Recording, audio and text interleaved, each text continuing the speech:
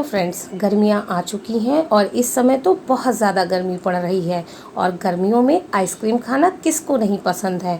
लेकिन अगर वही मार्केट स्टाइल आइसक्रीम हम घर पर बना सकें तो क्या कहना। तो आप समझ ही गए होंगे कि इस वीडियो में आज हम आपके साथ शेयर करने जा रहे हैं बिल्कुल creamy creamy market style ice cream. और हम यहाँ पर बनाएंगे दो तरह की आइसक्रीम।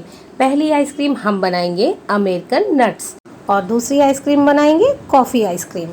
और अगर आपने इन आइसक्रीम को एक बार अपने घर पर बना लिया तो यकीन मानिए आप मार्केट से आइसक्रीम लाना बिल्कुल भूल जाएंगे। या आप ये भी कह सकते हैं कि आप मार्केट से बिल्कुल भी आइसक्रीम नहीं लाएंगे, क्योंकि ये आइसक्रीम मार्केट वाली आइसक्रीम से बहुत कम कीमत पर घर में बनकर तैयार हो जाती है और टेस्ट में बिल्कुल मार्केट वाली आइसक्रीम की तरह ही होगी। चलिए वीडियो शुरू करते हैं। लेकिन वीडियो शुरू करने से पहले आप सभी से रिक्वेस्ट है कि अगर आपको हमारी रेसिपीज़ पसंद आती हो, वीडियो अच्छा लगता हो, तो प्लीज़ हमारे वीडियो को लाइक करना, शेयर करना और कमेंट करना बिल्कुल मत भूलिएगा। साथ ही हमारे चैनल से जुड़ने के लिए हमारे चैनल को प्लीज़ सब्सक्राइब ज़रूर कीजिएगा और हमारे आने वाले लेटेस्ट वीडियो की नोटिफिकेशन के लिए बेल आइकन को ज़रूर प्रेस कीजिएगा। Creamy creamy market style ice cream बनाने के लिए सबसे पहले हम आइसक्रीम का बेस बनाएंगे। और बेस बनाने के लिए हमने यहाँ पर एक पैन लिया है और अब हम इस पैन में डालेंगे 2 कप दूध। हमने यहाँ पर कप लिया है मेज़रमेंट के लिए। आप कप की जगह पे कटोरी या ग्लास भी ले सकते हैं, लेकिन जिस कटोरी या कप से आप दूध का मेज़रमेंट करेंगे उसी कटोरी या कप से हम सभी इंग्रेडिएंट का मेज़रमेंट करेंगे। एक चीज़ का ध्यान रखिएगा कि दूध हमें यहाँ पर कच्चा लेना है। और अब हम इस दूध में डालेंगे 1/4 कप पाउडर शुगर।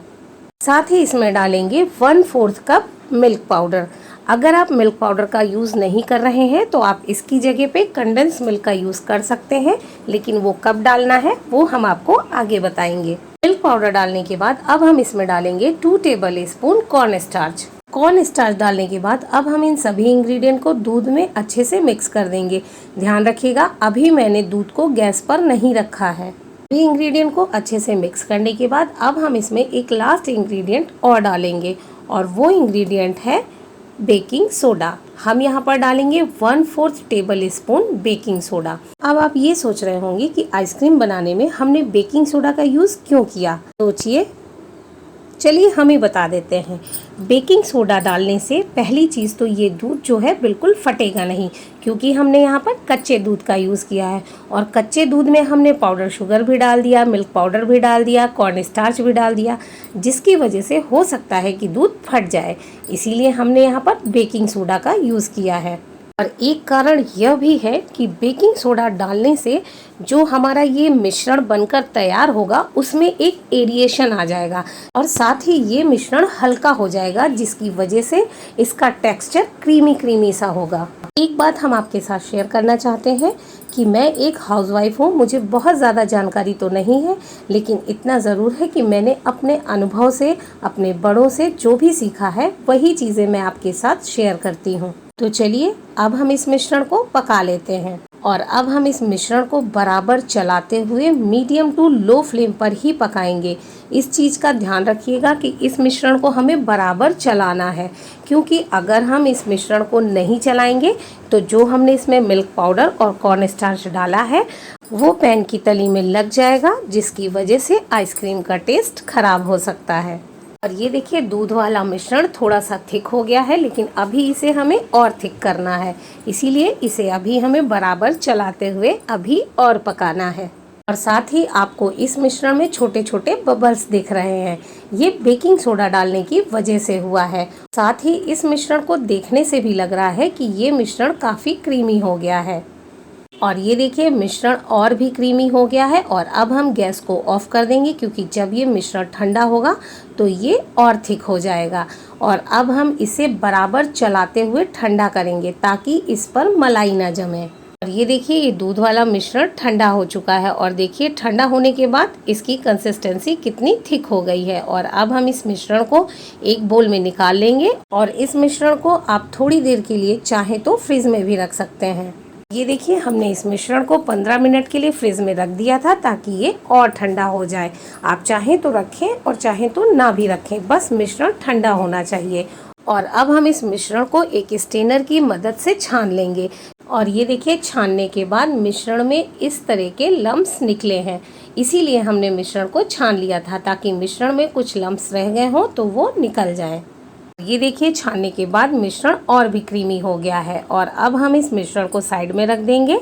और साइड में रखने के बाद अब हम एक सर्विंग बोल लेंगे, लेकिन इस बोल को और इस विस्कर को मैंने पहले ही फ्रीज़र में रख दिया था लगभग 1 घंटे पहले, ताकि ये बोल और विस्कर अच्छे से ठंडा हो जाए। और अब हम इस बोल में डालेंगे 1 कप व्हिप क्रीम। हमने उसी कप से व्हिप क्रीम का मेजरमेंट किया है जिस कप से हमने दूध का मेजरमेंट किया था। और अब हम इस व्हिप क्रीम को फेंटेंगे और इस व्हिप क्रीम को फेंटने के लिए हम यहाँ पर यूज़ करेंगे इलेक्ट्रॉनिक हैंड बीटर का।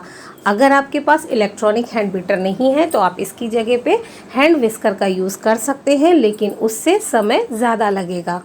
व्हिपिंग क्रीम को हमें तब तक फेंटना है जब तक कि व्हिपिंग क्रीम में एक सॉफ्ट पिक ना बन जाए। ये देखिए व्हिपिंग क्रीम में एक सॉफ्ट पिक बन गई है और सॉफ्ट पिक का मतलब है कि ये पिक बनने के बाद फिर टूट जाएगी यानी बैठ जाएगी। अगर हम व्हिपिंग क्रीम को ज़्यादा फेंट देंगे तो ये क्रीम केक की आइसिंग वाली क्रीम के लिए तैयार हो जाएगी और हमें यहाँ आइसिंग की क्रीम नहीं तैयार करनी है। इसीलिए हम व्हिपिंग क्रीम को केवल उतना फेंटेंगे कि इसमें सॉफ्ट पिक बनकर टूट जाए, या यूँ कह सकते हैं कि व्हिपिंग क्रीम अपने की डबल हो जाए। व्हिपिंग क्रीम को अच्छे से व्हिप करने के बाद या फेंटने के बाद अब हम इसमें मिलाएंगे जो हमने दूध वाला क्रीमी मिश्रण तैयार किया था। देखिए कितना क्रीमी दिख रहा है।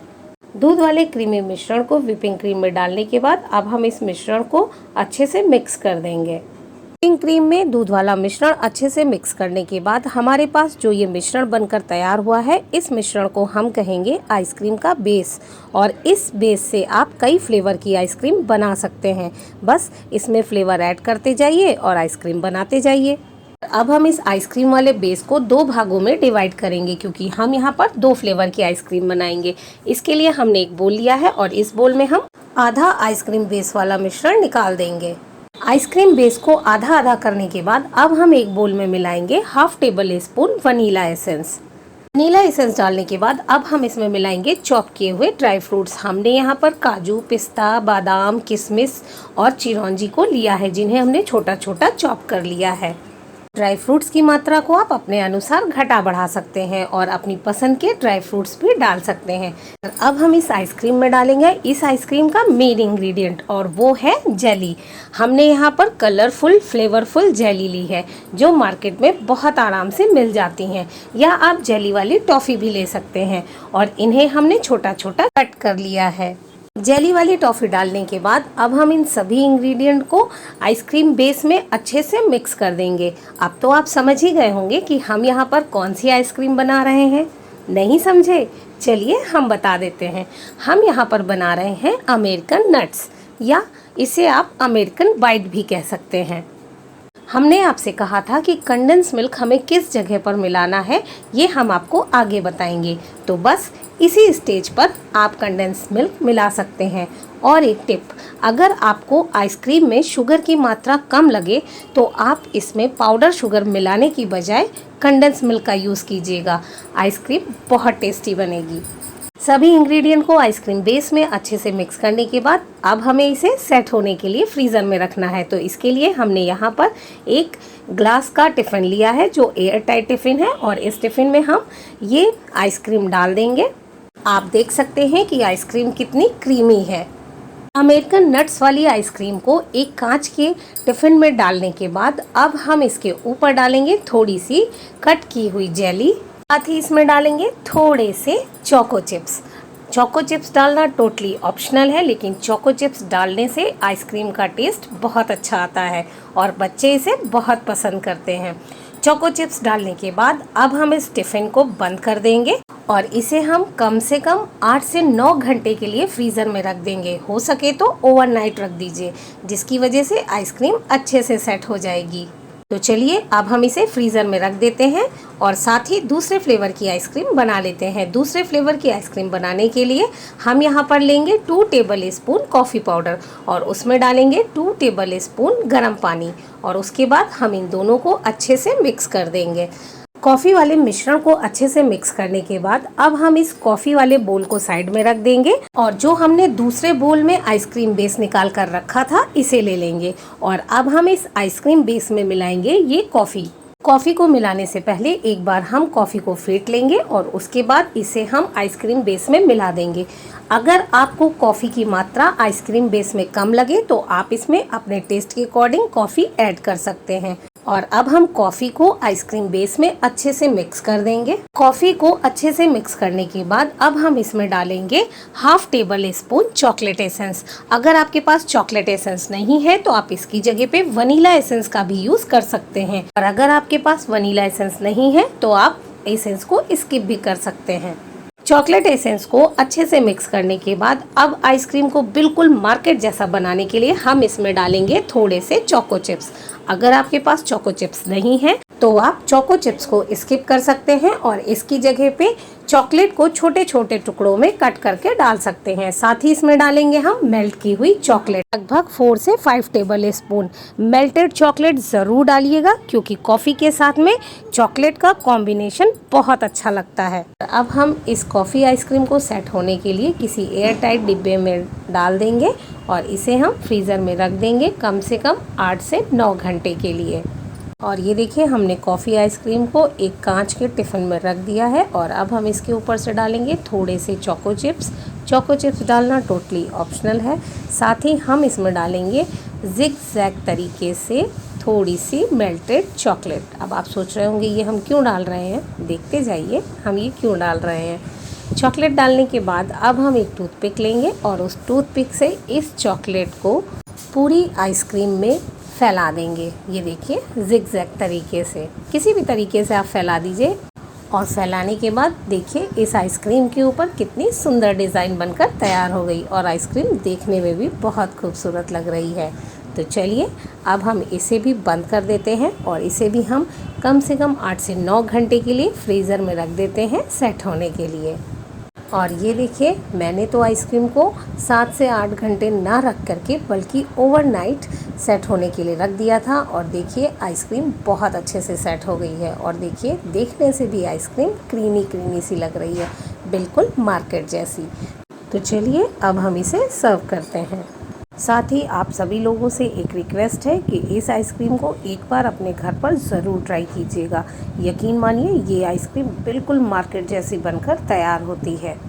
और ये देखिए फाइनली बिल्कुल मार्केट स्टाइल आइसक्रीम बनकर तैयार हुई है, क्रीमी क्रीमी सी, और टेस्ट और टेक्सचर भी बिल्कुल मार्केट जैसा ही है। तो चलिए अब हम कॉफ़ी आइसक्रीम को भी चेक कर लेते हैं। और ये देखिए कॉफ़ी आइसक्रीम को भी मैंने 7-8 घंटे ना रख करके ओवरनाइट ही रखा था सेट होने के लिए। और आप देखिए कि कॉफ़ी आइसक्रीम भी बहुत अच्छे से सेट हो गई है और देखने से ही देखिए कितनी सुंदर दिख रही है और डिज़ाइन भी देखिए कितनी सुंदर लग रही है। तो चलिए अब हम इसे भी सर्व करते हैं। यकीन मानिए दोनों आइसक्रीम बिल्कुल मार्केट जैसी क्रीमी क्रीमी बनकर तैयार हुई हैं। तो इन दोनों आइसक्रीम को एक बार आप अपने घर पर ज़रूर ट्राई कीजिएगा। मार्केट वाले रेट से ये आइसक्रीम बहुत कम रेट में बनकर तैयार हो जाती हैं। अगर आप एक डिब्बा व्हिपिंग क्रीम का लेंगे और व्हिपिंग क्रीम बहुत अच्छी कंपनी की भी लेंगे तो 150 या 200 तक आती है। लेकिन अगर आप इस आइसक्रीम की एक ब्रिक खरीदने जाएंगे तो वो एक ब्रिक ही आती है लगभग 150 की। और उस व्हिपिंग क्रीम से आप लगभग इस तरह की 3 से 4 बार आइसक्रीम बना सकते हैं। तो आप खुद ही अंदाज़ा लगा लीजिए कि कौन सी आइसक्रीम ज़्यादा सस्ती है, मार्केट वाली या घर वाली। साथ ही हम इस आइसक्रीम के ऊपर गार्निशिंग के लिए डालेंगे थोड़ा सा चॉकलेट सिरप, और चॉकलेट सिरप डालना टोटली ऑप्शनल है। तो आपको हमारी ये दोनों आइसक्रीम अमेरिकन नट्स और कॉफ़ी आइसक्रीम की रेसिपी कैसी लगी हमें कमेंट करके ज़रूर बताइएगा। हम आपसे माफ़ी चाहते हैं कि आइसक्रीम बहुत तेज़ी से मेल्ट हो रही है क्योंकि गर्मी भी बहुत पड़ रही है। और दूसरा रीज़न ये है कि हमारा किचन जो है वो टॉप फ्लोर पर है, इसकी छत इतने नीचे है कि हम उसे खड़े खड़े अपने हाथों से छू सकते हैं। किचन की छत नीची होने की वजह से हमारा किचन ज़्यादा गर्म रहता है, इसी वजह से आइसक्रीम और ज़्यादा तेज़ी से मेल्ट हो रही है। हमने ये वीडियो आप लोगों के लिए बहुत जल्दी में शूट किया है ताकि आइसक्रीम मेल्ट ना होने पाए, लेकिन फिर भी देखिए आइसक्रीम बहुत तेज़ी से मेल्ट हो रही है। खैर कोई बात नहीं, लेकिन आपको इस आइसक्रीम में दिख रहा होगा कि आइसक्रीम कितनी क्रीमी क्रीमी सी बनी है, बिल्कुल मार्केट स्टाइल में। तो चलिए अब हम आपसे मिलते हैं अगली रेसिपी में। तब तक के लिए bye bye and take care.